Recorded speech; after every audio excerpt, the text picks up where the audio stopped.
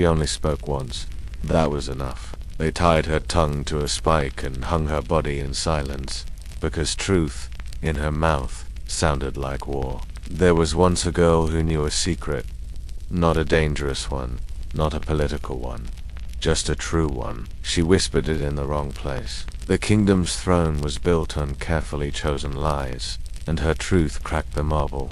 So, they didn't just kill her. They made sure her tongue, the one that spoke, became a warning.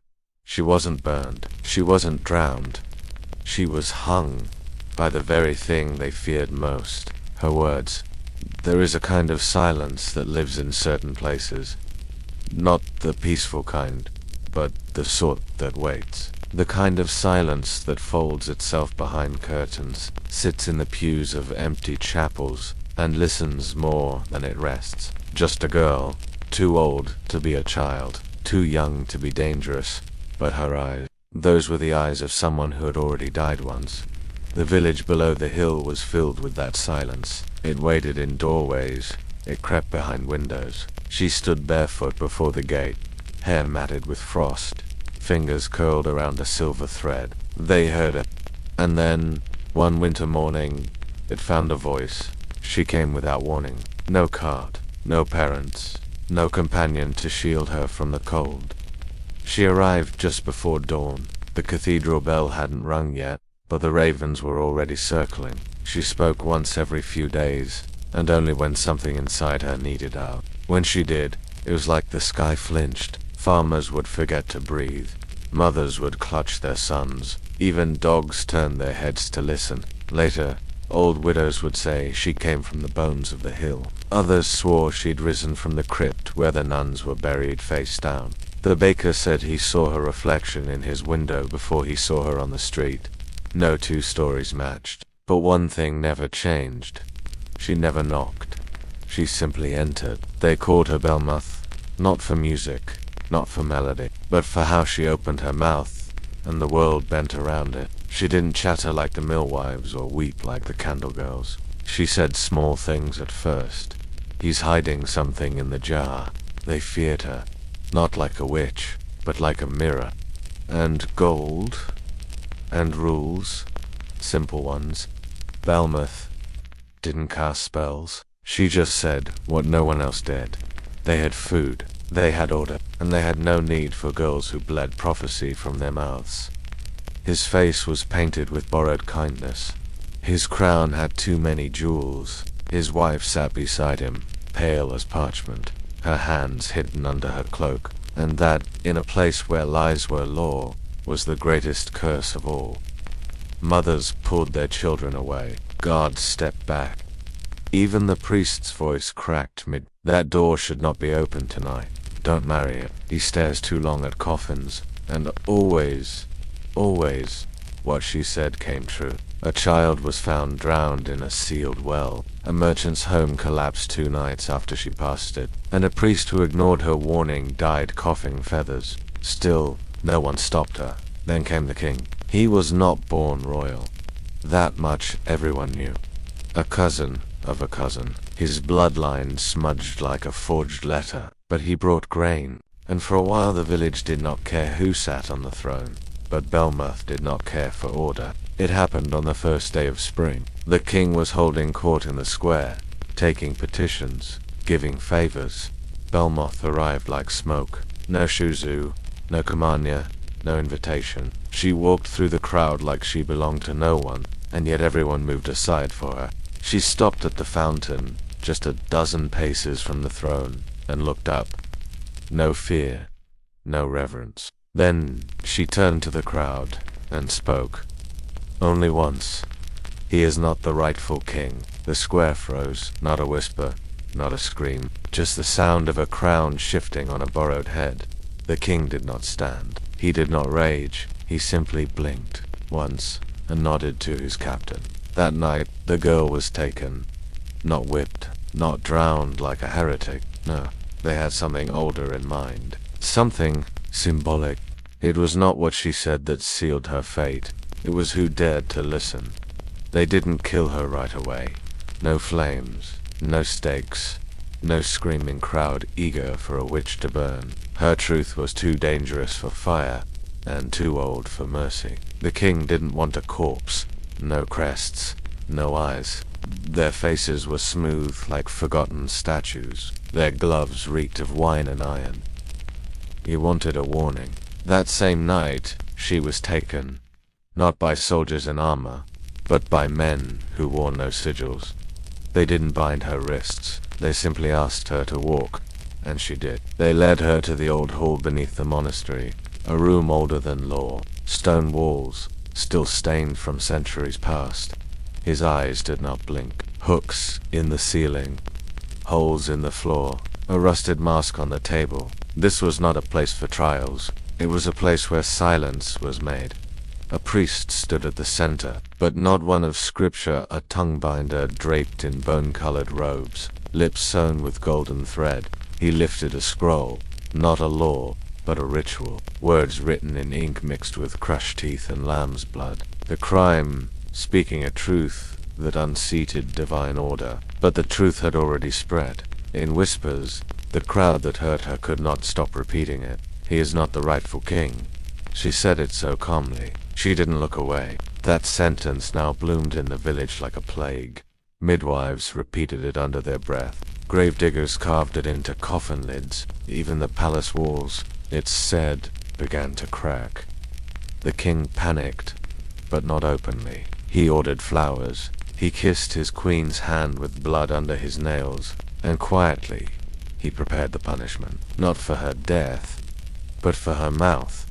She would not be burned. She would not be silenced like others. She would be made an example, a living lesson on the cost of unwanted truth. The binder approached her, held out 2 lengths of red thread, and began to chant in a tongue that predated the kingdom itself. 2 guards brought in the instrument, a long, rusted hook bent like a shepherd's cane but sharpened like betrayal. She did not flinch. When asked to kneel, she stood. When told to confess, she smiled. When warned her punishment would last until death, she said, "Then it will last longer than his reign." And so, it was decided. She would be hung, not by the neck, but by the tongue. Let me know if you'd like to continue with. They wanted silence, but turned her body into a monument of truth. The moon was high when they brought out the iron. Not fresh iron, no, but relic iron, blackened with age, hammered in shadow, soaked in the blood of dissenters long forgotten.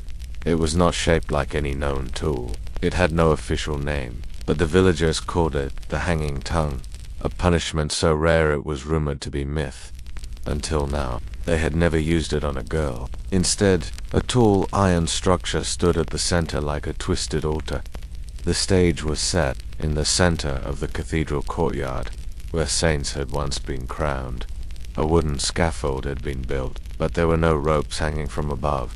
At the top, a gleaming spike curved downward. At the base, 3 wooden steps soaked in brine. There were no drums, no proclamations, no royal herald, only the silent crowd, gathered by fear and drawn by firelight. They whispered, "She's still alive." That was the problem. They're going to buy the tongue. What did she say again? No one could forget what she said. Even silence was echoing her. Belmoth was led to the scaffold. Her hands were not tied. Her final rebellion was sent. Soft and defiant. Her eyes were not blindfolded. Her mouth was uncovered and unrepentant. As she stepped forward, a strange scent filled the air. Metal, salt, and something She had tucked wild violets into her sleeve. The binder stood beside her again, holding a scroll bound with silver thorns. A priest read the charges, speaking words not sanctioned by throne or altar, breaking divine hierarchy with earthly truth, disturbing the mind of the public with mystic influence. Failure to recant possession of an unquiet tongue. But the ritual began now. For each charge, her sentence was not death, but display. She would be hung by her tongue until her heart failed. The punishment would begin at sunrise. The ritual of iron begins. The spike was lowered from the iron frame. It was thin, curved, like a fishhook, etched with incantations from a forgotten dialect. It had pierced many liars, but never a truth. The hook was pressed to the tip of her tongue. The binder dipped it in sacred wine, then salted it with ash. And then he asked her, "Do you recant?" She whispered, "No, king born of murder wears a clean crown." The guards held her jaw. She did not scream. Instead, she whispered, "Let it be done." The hook pierced through. Blood ran down her chin, but her eyes burned brighter. It was not a scream. It was a revelation. The hook was pulled up, slow, steady, lifting her tongue out of her mouth, stretching it into the air like a ribbon of flesh. The crowd gasped.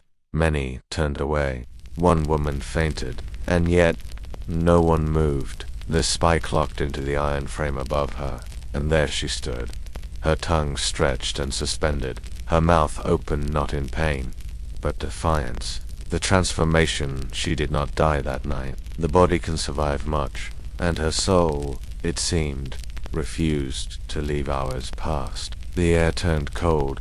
Her feet bled from standing. Her spine began to curve, but her eyes never closed. Children wept. Mothers whispered prayers not found in holy books. And deep in the palace, the king, now sleepless, dreamed of tongues growing like vines around his throne. The girl had not been silenced. She had become a sermon, hung by the tongue, and still speaking. They gagged her with steel, but the silence began to speak for her. The first morning after the hanging was colder than expected. Mist curled around the cathedral like a snake protecting something sacred. The iron frame holding Belmoth's tongue glistened in the grey light, like it had been baptized by frost. She was still standing. Her body swayed slightly, not from death, but the guards came to check if she was alive. She blinked. The priest, pale and sleepless, signed the warding cross in the air and left without speaking. But the town had already changed. Coins were exchanged in silence. Bread was bought with nods. Even children whispered. No one spoke aloud in the markets that day. It wasn't fear. It was reverence. They called them the murmuring days, when the town lost its voice, but found its memory. Every word Belmoth had ever spoken returned to them. The land under the palace is stolen grave. There's a name scratched off the royal book. He drinks from a cup rimmed with blood. They hadn't believed her before, but now, hanging by her tongue, still alive, how could she be wrong? The palace begins to tremble inside the palace walls. The king's inner circle grew restless. The crowds still gather. Even now, they light candles around her. She's become a shrine. She was meant to be a warning. She had become a myth. So, they did what frightened rulers do. They rewrote the story. A new scroll was issued across the kingdom. The girl is possessed. She bewitched the city with unholy charms. The iron is not a punishment, but protection for the people. But the people weren't listening. They were remembering. Whispers returned like wings. Belmoth could no longer speak, but the town found new ways to carry her voice. Some wrote her phrases on cloth and tied them to trees. Others carved her words into bread crusts before baking. One blacksmith etched her name, not her given one, but Belmoth, into every horseshoe he forged. It was no longer just about truth. It was about memory, about defiance without swords. They tied it to the scaffold, one by one. About a girl who bled so the lie could. A ritual of reversal begins at night. Young women came to the square with red thread. They didn't say what they were doing, only that each string was a vow. By the third night, the frame holding her up looked like it was sprouting veins. Red, alive. The kingdom sent soldiers to remove them. They returned with bleeding hands, and a strange dream none could shake. We saw her eyes. She looked at us, and we saw everything we had hidden from ourselves. Belmoth's body breaks, but her power spreads. On the seventh day, her legs gave out, but the hook still held her. She dangled like a red petal caught on thorn. The binder came once again and stood below her. "Speak, witch. Prove you're still alive." She couldn't move her mouth, but her head tilted toward him, ever so slightly, and the wind, as if guided by some divine hand, pushed a single violet from her sleeve down onto his foot. He fell backward, trembling. Some said he saw the dead when they touched him. The palace makes a final decision. A new order was passed. Cut her down, burn her body, erase the girl. But it was too late. They had tried to kill a truth by hanging its voice. But now, the silence spoke louder. They tried to burn her, but fire remembers what it touches. They came for her body at night, for cloaked figures, led by the palace binder, walked into the square, beneath a moon that looked more like an open eye than a celestial light. They didn't speak as they cut her down. No guards were posted. No townsfolk stirred. It was as if the city had agreed in silence that this was a theft, not a burial. Belmoth did not fall when they unhooked her. She bent like cloth, but her eyes remained open. She was not breathing, but the look on her face made them step back. It was accursed ground, perfect for erasing what shouldn't be remembered. The forbidden pyre. They did not bring her to the palace. That would have made her too powerful, even in death. Instead, they took her to a salt field beyond the edge of the city, a place where no crops grew, where bodies once disappeared during the kingdom's quiet purges. They laid her on a mound of blackened timber. They poured the sacred oil, spoke no last rites, just a match. One flame, not twice. 5 times they tried. Each time the flames rose, then gutted out. The air grew thick. One of the men vomited blood. The binder's hand began to blister. And yet, the fire refused to catch. Not once. A voice in the flame that was when the whispers started. Not from her lips. From the fire. Words no one had taught them, but that they understood. It hissed in tongues. I am not ash. I am memory. Your silence made this kingdom cruel. You cannot burn what you fear, the binder screamed. He ordered her body to be split, to be buried in 4 corners of the kingdom. Let no shrine be built, he commanded. They obeyed, but they should not have. The 4 burials of Belmoth, each piece of her was taken to a place where the crown's sins were. Her tongue was buried beneath the gallows in the southern city of Vale. Her hands were thrown into the catacombs beneath the royal court. Her feet were sunk in a river that carried poisoned wine from the old wars. And her chest, the part they feared most, was locked inside a bell tower sealed with 30 nails. This time not from Belmoth, but from those who remembered her. But in each of these places, something began to grow. The places where flowers shouldn't bloom in Vale, near the gallows, a red vine burst through stone. The scaffold rotted in days. In the court's catacombs, rats fled. The stone floor began to crack with messages no mason carved. He outlawed writing, closed the markets, banished the priests. In the poisoned river, the water turned sweet for a single hour every evening, just enough time for the children of the city to fill their cups before the bitterness returned. And in the tower, the bell that hadn't rung in 100 years, tolled. Once. Just once. But every soul in the kingdom heard it in their sleep. No one claimed responsibility. It sang, I am not gone. The people's return. Whispers returned. A baker began carving messages into loaves again. A schoolgirl etched her name onto the palace gates with a needle hidden in her braid. A boy who had never heard her speak before began to recite her exact words in dreams. The binder tried to quash it again. It didn't matter. Truth had been sown like wildflowers, and wildflowers don't obey.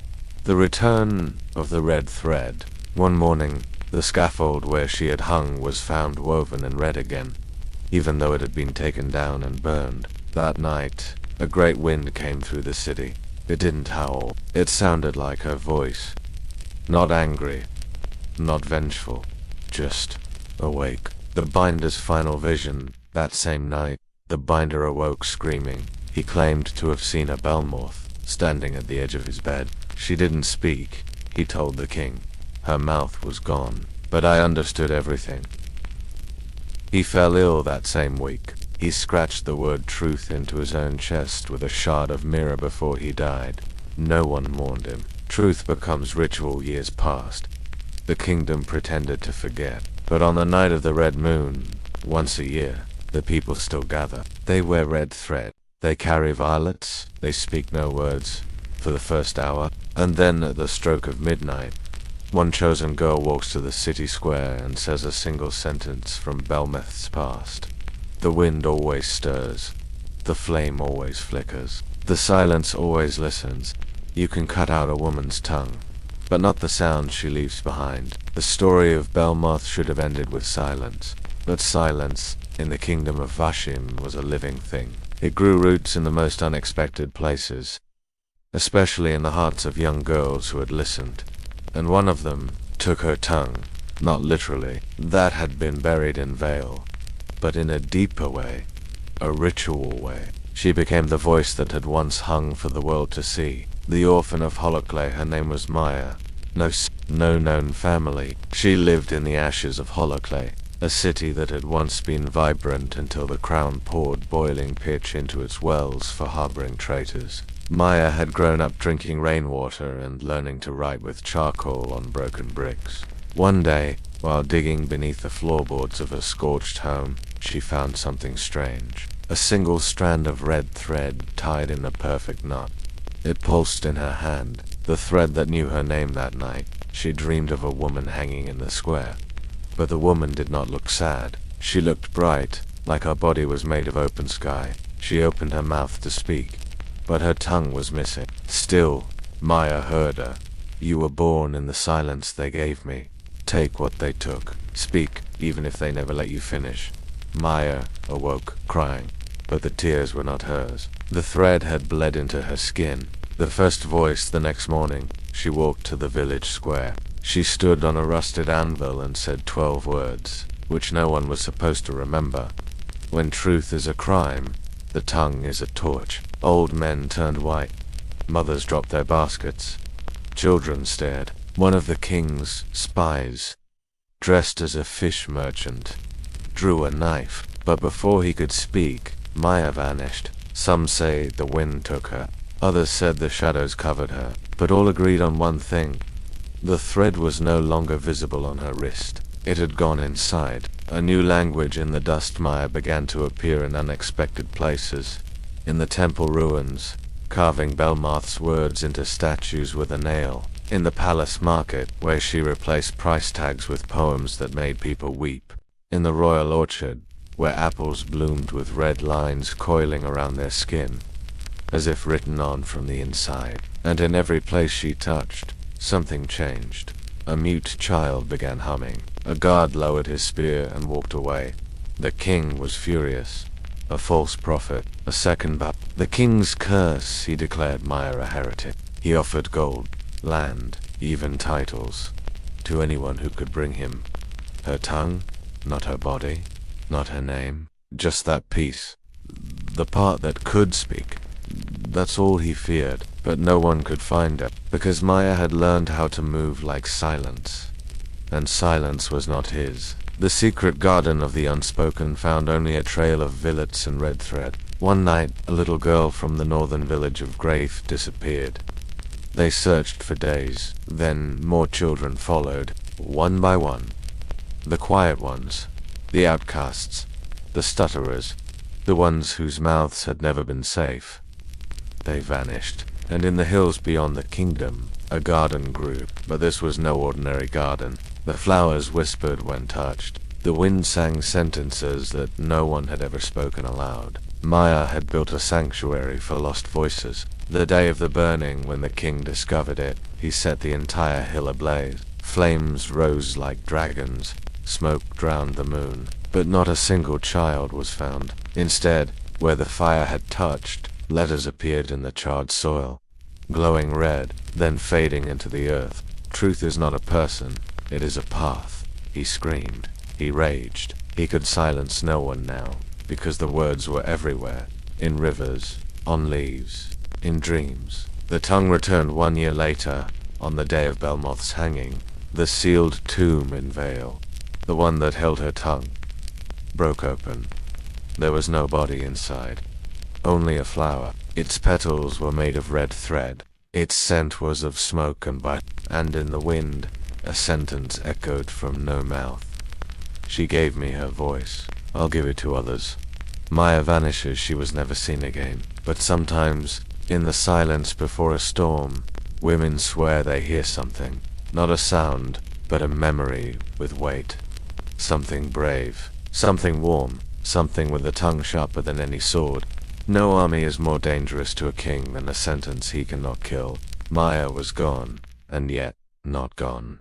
Her words had no body, but they moved like fire. They slipped through palace walls, burned through curtains, seeped into mouths. Even the most loyal lips began to tremble when they repeated the king's decrees. And in the deepest part of the royal court, the silence began to crack. Whispers in the velvet had started subtly. A noblewoman forgot the opening line of her loyalty oath. A scribe misspelled the king's name 3 times on a royal scroll. A servant accidentally poured water onto the king's prayer rug and whispered, "Truth bleeds upward." From the contagion of memory, this wasn't rebellion in swords or fire. It was something worse.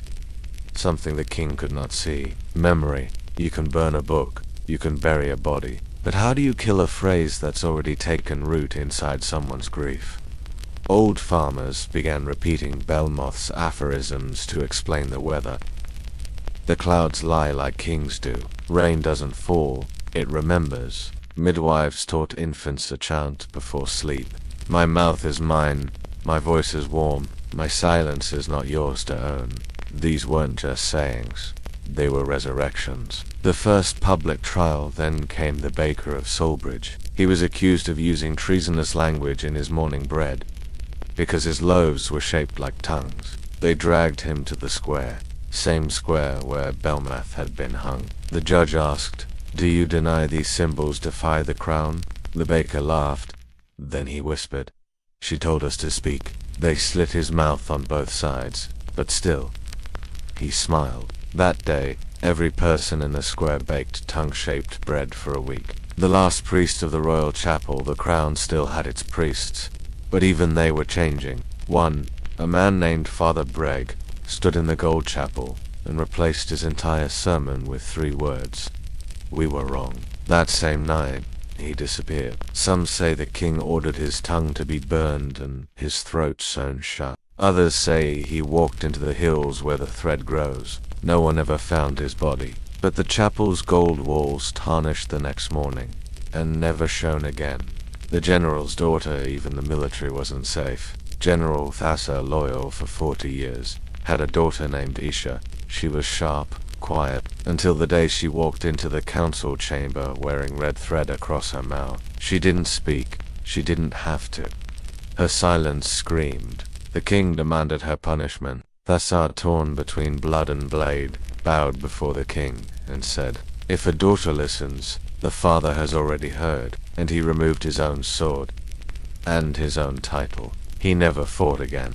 The thread plague that winter. Red thread appeared in impossible places, woven through palace bedsheet, embroidered into royal curtains in the shape of tongues, hidden in the wax seal of royal letters, which, when melted, spelled, "The voice returns." The king ordered a holy cleansing, but the more he tried to purge it, the more it multiplied. The crown's elite seamstress slit her own palm in front of the court, held up her bloody hand, and whispered, "You can't unmake a word once it's been born." She was dragged away. Her studio burned, yet the ashes smelled of the last law signed out of fear. The king signed Proclamation 96A, the mouth mandate. Every citizen was now required to speak the king's prayer aloud before dawn, or face removal of the tongue. Guards were stationed at wells, at bakeries, at churches. But then something strange happened. At dawn, no one spoke. An entire city. Silent, not out of fear, but out of mourning. The Truth Festival, 3 weeks later, a village called Belwyn declared a public truth festival. No guards stopped them. They lit candles, shaped like tongues. They recited lines once carved by Maya on stone. And at the festival's close, a woman stepped forward. She looked like any other farmer's wife, but in her eyes, there was fire. She lifted her child onto a crate and helped her recite, "My tongue is my lantern. My mouth is my low. I will not be hung. I will be heard." The crowd wept. The king's fear from his tower. The king watched the flame rise from the valley. He sent riders. but they never returned. He called for priests, but they only quoted scripture Belmoth had rewritten. He ordered a new torture, but the torturer knelt before him, whispered, "Even I dream of her now." The king locked himself in his chambers. There, on his mirror, written in thread, "Your silence is the loudest scream in history." What happens when the tyrant becomes the only one who still believes his own lie? The palace had grown quiet, not the quiet of peace, but the kind that grows before a forest fire. The tapestries no longer fluttered. The bells didn't ring. Even the birds, once kept in golden cages, had vanished. And in the king's private hall, there echoed a silence too wide for a single man to hold. The mirror doesn't lie for weeks now. The king had refused to see his own reflection. Every mirror in the palace had been broken, removed, or covered in cloth. He feared what he might see. Not age, not defeat, but recognition. Because every time he glimpsed his face, it looked like someone she had once described. Belmoth had once said, "A man who kills voices grows deaf to his own." Now, the king could no longer hear his ministers clearly. Their voices came to him distorted, distant, like a curse twisting sound. Before it reached his ears, the last loyal mouth, only one remained at his side, Lord Rallick, the master of chains. He had overseen Belmoth's hang-in, sworn to silence her legacy. And yet, even Rallick now stumbled. "Sire," he said softly, "the city refuses the dawn prayer." The king sneered. "Then remind them," Rallick whispered back.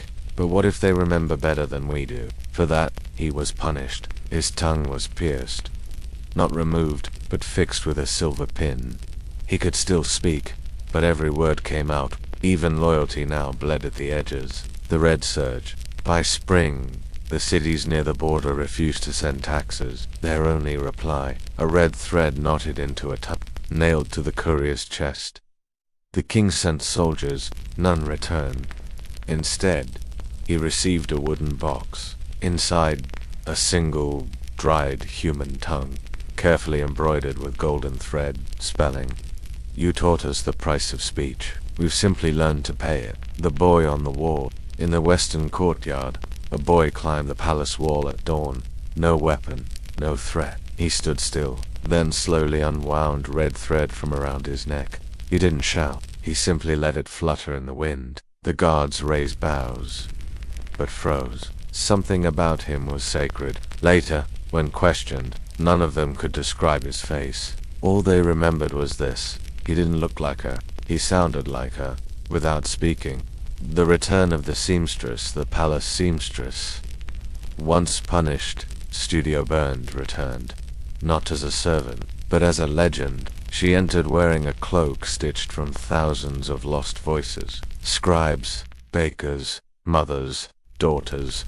Each line of thread carried a phrase Belmoth had once spoken. And on her back, embroidered in tongue-shaped patches, the final line, "The voice never dies. It only learns to echo." She didn't need an army. She brought back memory. The Red Law desperate. The king issued one last decree. The Red Law.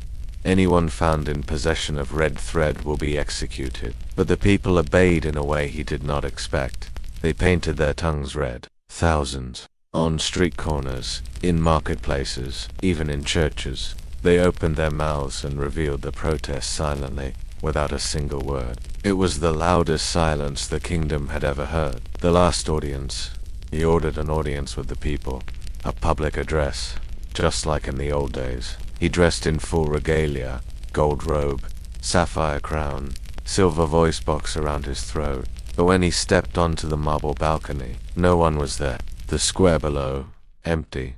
New torches, new noisy. Just one object, placed at the center of the plaza. A tongue carved from oak, hung by a single thread. No fire. No crowd, just the unbearable absence of fear. A message in the flame that night. The palace gates were lit aflame. Not by rebels, but by former soldiers. Those, once loyal, now carried fire in their hands and memory in their mouths. They didn't shout, they sang. Belmoth's lullaby.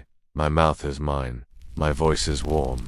My silence is not yours to own. The flames didn't burn fast. They circled, like dancers, room by room. They consumed the places where her torture was conceived, the courtroom where she was tried, the tapestry hall where her final words were erased, the tower of the chains. One by one, gone, the crown fell without a sound in the end. The king fled to the deepest chamber, alone. There, on the wall, he saw something drawn in coal. Not paint or tongue. It was the only thing left. He reached for it. The wall crumbled, and the crown, so heavy now, so useless, slid from his head and shattered against the stone. No funeral was held, no poem was sung.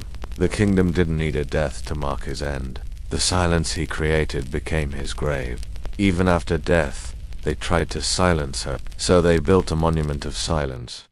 But it began to whisper back. They didn't burn her body.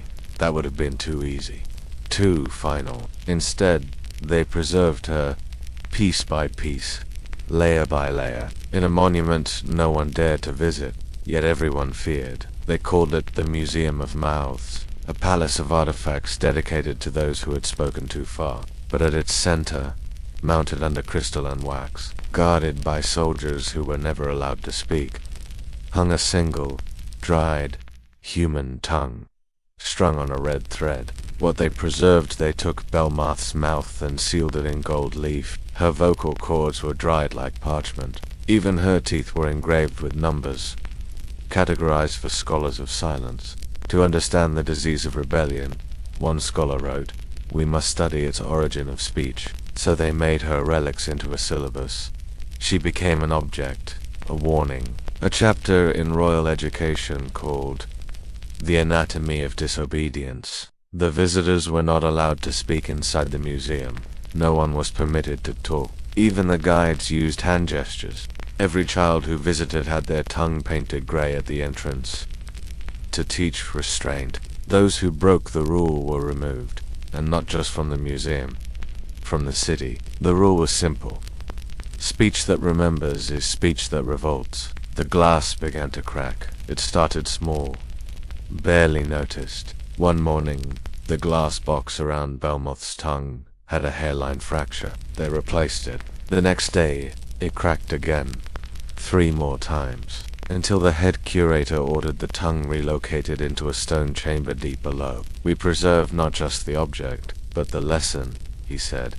But the lesson was starting to leak. Children began whispering rhymes at night, around wells and staircases. Children began to chant strange verses.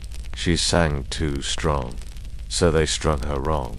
But now her words belong. The rhymes spread like a wind in the wheat fields. No one taught it. It was never written. It simply existed. And when questioned, the children would go silent, their mouths curled into knowing husks. One child left a thread. A young girl visited the museum on a royal school tour. She carried no knife, no protest scroll, just thread. Red. She walked past the golden display, reached the forgotten iron door behind the tongue exhibit, and left one strand, gently wrapped around the knob. She whispered only one thing. You left her mouth, but not her meaning. That night, the curator resigned. The whispering room. Rumors spread of a chamber beneath the museum where whispers never stopped.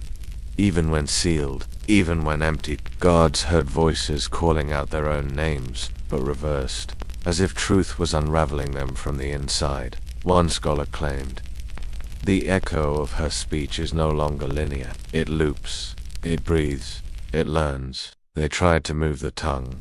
Again, desperate, the new monarch ordered the tongue buried deep in the catacombs. But no matter where they placed it, someone always found it. Days later, red thread would appear on grave markers, on palace gates, on the horses' manes. One even found it embroidered into their own collar. Without ever noticing when it was sewn, the seamstress returned. Again, years had passed. But she returned, older now, hands more scarred than skin, voice softer than breath. She stood at the gates of the Museum of Mouths and asked only one thing. May I listen? They refused. But that night, the entire museum was found painted with her thread, in spirals, words, and warnings. Across the roof it read, You hanged her tongue, but you never hung her truth. The tongue vanishes. One morning, the guards opened the chamber. The tongue was gone.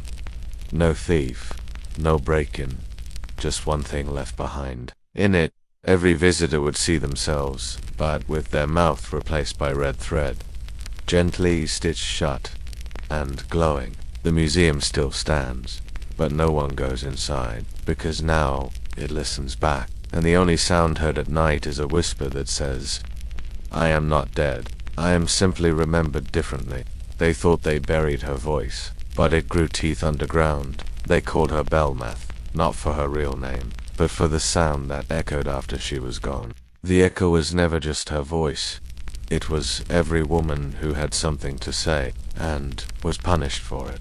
And now, her voice was no longer a whisper. It was a storm crawling up from the bones of the dead. The one who carried her echo, she had no name.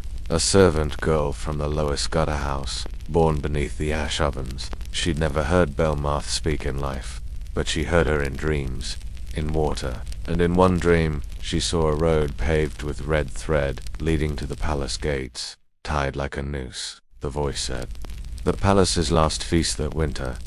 The king hosted a grand feast, to silence rumors, to display strength. But something strange happened. Every roast arrived with one detail embroidered on the napkins. A single tongue, outlined in red. No explanation. The food arrived cold, the wine bitter, the guests speechless, as if a wind had removed all courage from their throats. The Red Thread Rebellion, it wasn't a war. There were no swords, no spears, just silence. And thread strung from balconies, hung from doors, braided into banners. Each loop formed a word. Listen. When guards tried to arrest the silent protesters, they found their mouths sewn shut with silk, not by force, but by choice. Belmoth's tongue speaks again. It began with a tremor beneath the museum floor. Then came the screams, not of fear, but of revelation. They found the missing tongue on the museum steps. It had grown back its moisture. It had begun to pulse. Some say it spoke, others say it sang. But the curator's final words, written in a trembling hand, were, "We never buried her. We only multiplied her. The Queen of Thread." The servant girl was crowned that night, not with jewels, but with words. They called her the Listener. She made no decrees. She passed no laws. But every town was given one loom, one spindle, and one rule. Speak 'em and not with noise. Speak with memory. And from then on, all proclamations were woven. The burning of the silence, the Museum of Mouths, was set aflame. But not by rebels, by its own guards, who chose to burn their silence before it turned them into stone. The fire burned for 7 nights, each ash carried into the air like a syllable returning to heaven. In the ashes, they found a single spool of red thread, still warm. Modern parallel. The tongues we still silence, we silence people now, in new ways. With algorithms, with doubt, with shame disguised as civility. Women, truth-tellers, survivors, artists. We erase not their words, but their impact. But red thread is still spun. Now it's hashtags, now it's blogs, now it's documentaries whispered between locked messages. The voice returns. It always does. Your words are not dangerous, your silence is. If the world stitched your mouth shut with fear, shame, or punishment, thread it open again. Use what you have, your pain, your art, your truth. Speak, even if it trembles, even if no one claps, even if it takes 1,000 nights to be heard. Because somewhere, someone is building a museum out of your silence, or your courage. You choose which. If this story left a thread in your throat, ... don't scroll away. Subscribe to uncover the forbidden history they tried to silence. Comment hashtag thread of truth if you're ready for the next untold story. And share this with someone who's ready to speak again.